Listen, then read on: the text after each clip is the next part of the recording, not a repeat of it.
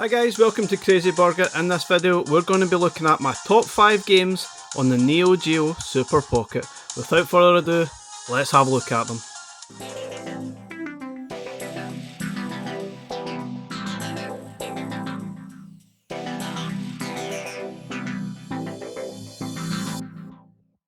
Okay guys, so what I'm going to be doing is having a look at my top 5 games on the NeoGeo Super Pocket. The games that I think are the 5 best. It is quite a tough selection. We've got 14 games to choose from and there's a lot of real decent games on here, so it's been a tough choice. But anyway, here are my 5 picks in reverse order. At number 5, it's Mutation Nation.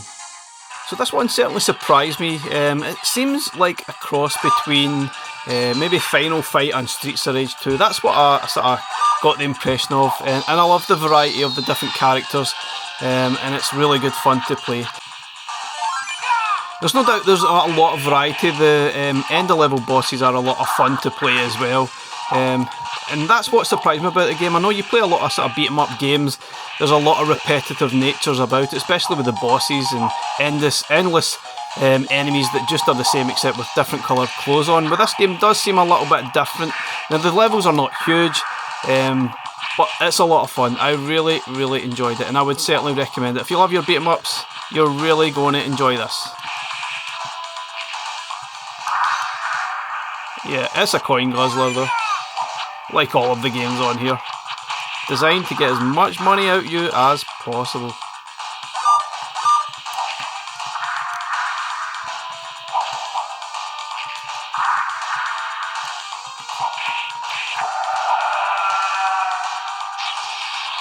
Yummy.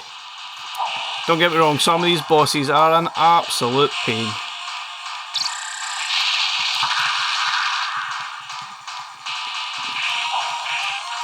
This level definitely reminds me of something from Streets of Rage 2 for sure. I'm not really sure which game came first, most likely Streets of Rage 2, but I'm not entirely sure. Anyway, great game, let's look at number 4. At number 4, it's Samurai Showdown 2.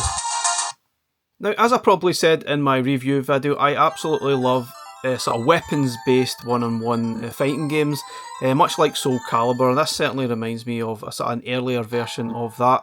Now, the only thing about it is these games are notoriously tough, and you're going to spend a lot of credits.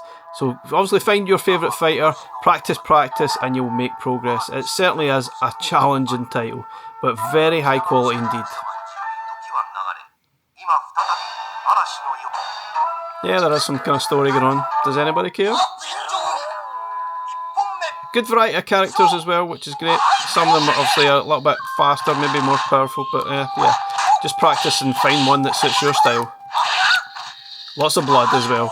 There's a few of these beat 'em ups do have lots of blood.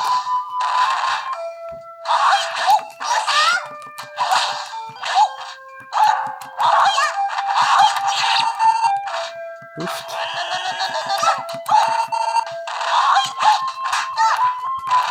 Don't ask me what's going on.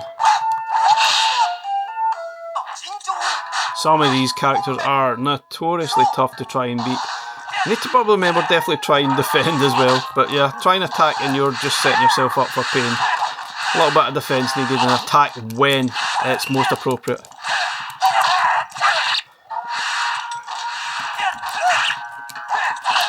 Spam the same button, maybe sometimes that works.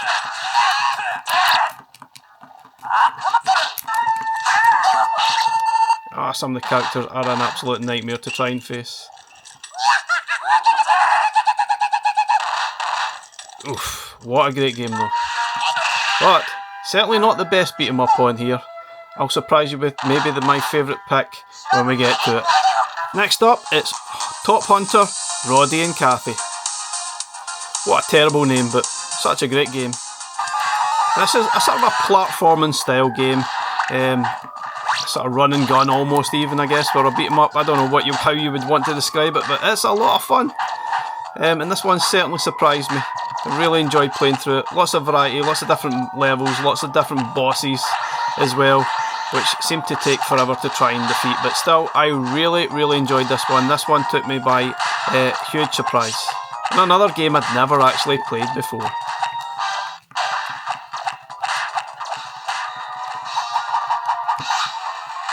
Ah, some of these bosses are a pain.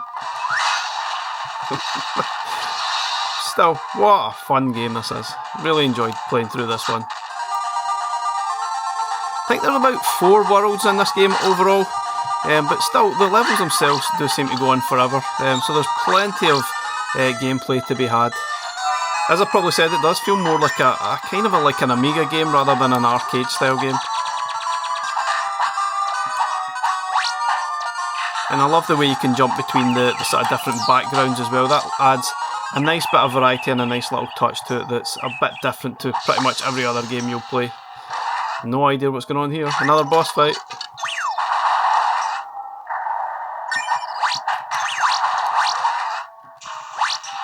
Oh.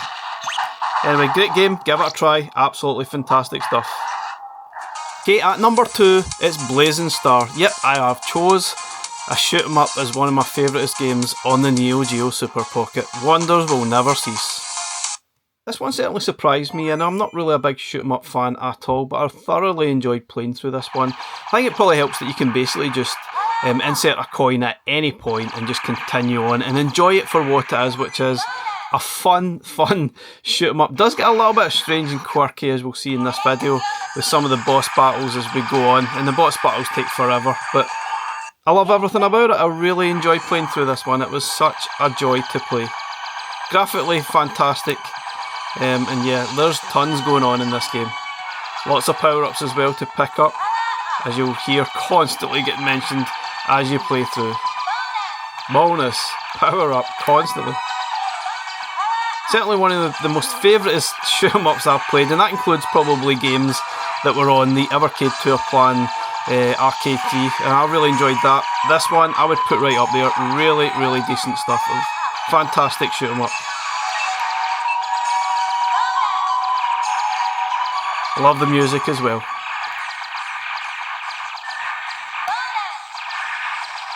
What's not to love?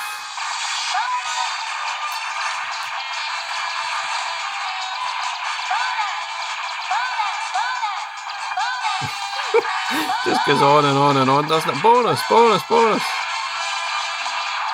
And yeah, you can hold down the Y button for auto fire, which obviously means you can concentrate on everything else that is going on, and there is a lot going on, especially when you get to the boss battles.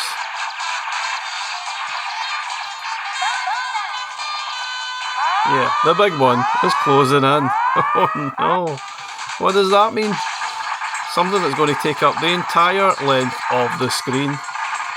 How do you avoid the fire from this? I have no clue. Skill, luck,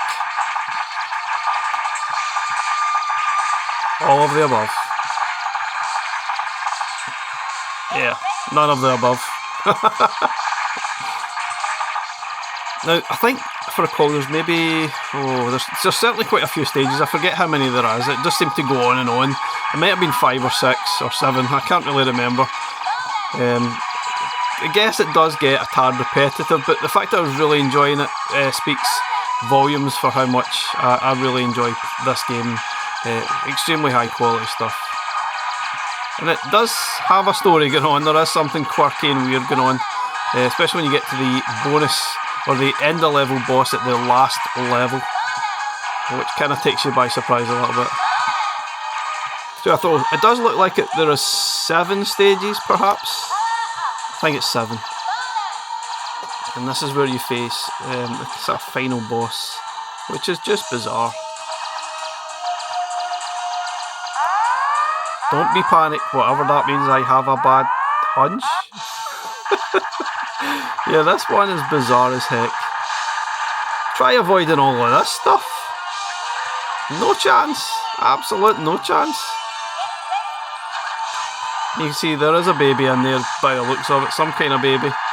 And you'll eventually fight it once you destroy what it's encased in. Somehow. Best end of level boss ever? I don't know, who knows.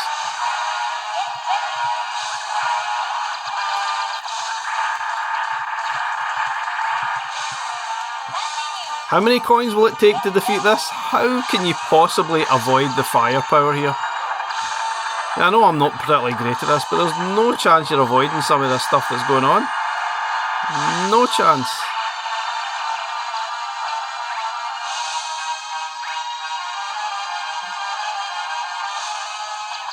And here we get a baby boss thing. Weird, help me.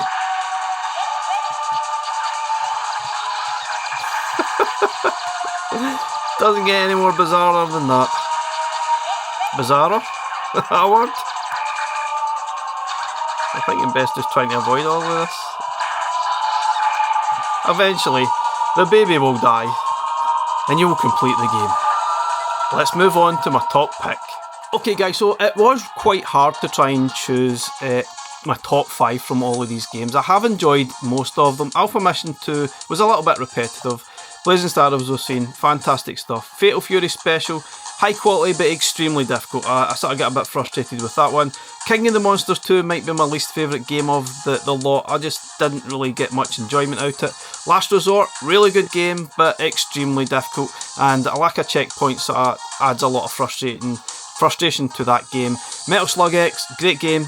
A little bit of slowdown here and there. Mutation Nation we've seen. Overtop, it's okay, it's not as good as I was hoping it was going to be. Samurai Showdown, we have seen. Sengoku 3 gets a little bit boring, but still it's a decent enough game. Shock Trooper sadly has too much slowdown in it to be enjoyable, but I actually tried this on the emulation on Steam Deck and it was exactly the same, so I'm not really sure if it's an emulation issue or there's just too much going on in the game to be enjoyable. But look, it's a good game, but the slowdown does put it off. Soccer Ball is okay, but it gets horribly difficult. Last Blade we'll come to in a little minute. Sneak peek, that's the top pick. And Top Hunter, Rody and Cappy, which I thought was fantastic. Yep, The Last Blade is my top pick for the best game on here. Probably surprised, I could have easily went for the Blazing Star. But The Last Blade is high quality one-on-one fighting game. And I think this one certainly stands head and shoulders above a lot of the games on here. The quality is outstanding. Let's have a look at it. It's obviously got that kind of anime style to the graphics and obviously the styling of it, and it's very high quality. I'm very impressed. It seems quite more advanced than a lot of the other games on this collection. It seems extremely impressive. But here we have it, The Last Blade. And yet, just like Samurai Showdown, you probably need to go through the characters and pick one that maybe suits your style. Now some of them are more power related and some of them are speed related, so, or you can actually get that choice, sorry, when you're choosing the character. So pick one, choose whatever you like. I think you get a choice between obviously speed or power. Now it really depends on which character you're facing, sometimes which is better. I found sometimes having more power doesn't help, especially if you're facing a faster character. I feel as if you're totally up against it. But if you've got speed, it does help, but obviously you have to choose between the two of them. Great game, graphically unbelievably brilliant. I really love the graphical style and the effects and the sound. And yeah, I do love my weapons based games. I think this game is really fantastic and I was really impressed with it.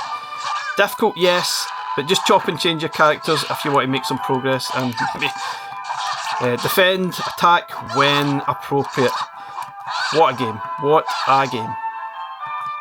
Hopefully, I hope we do see this on an Evercade cartridge at some point, and it'll hopefully be next year. I don't think it's on any of the cartridges as yet. I can't think. I need to double check, but I'm pretty sure it's not on the cartridges yet.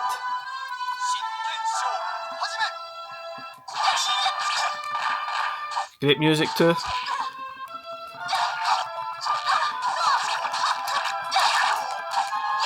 Lots of blood in this game, probably one of the main reasons why we're getting a 16 rating on the cartridge.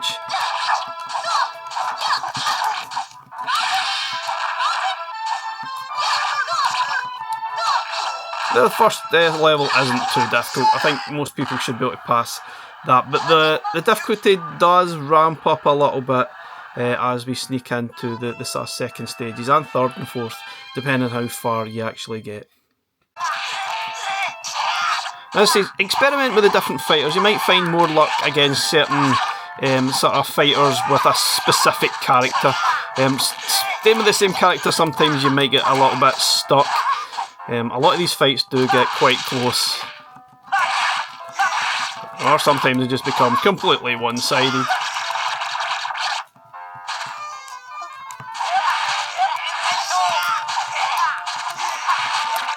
Keep on moving sometimes does help. Oh, I think they destroyed me that. Oh no. Brink of victory to the brink of defeat.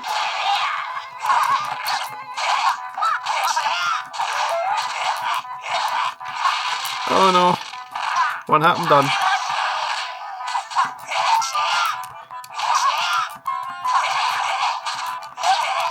Oh, how close was that? Brutal. Okay guys, so that's my pick, my top picks on the NeoGeo Super Pocket. Let me know what your top 5 are. I think it could be any of these games, they're all top quality, but I think that's my top 5 picks out of the time that I've played all these games so far. I can't actually put this down. I think it's a fantastic Super Pocket and certainly one I would recommend to everyone. Thanks very much for watching. Catch you again in the next one. Bye for now.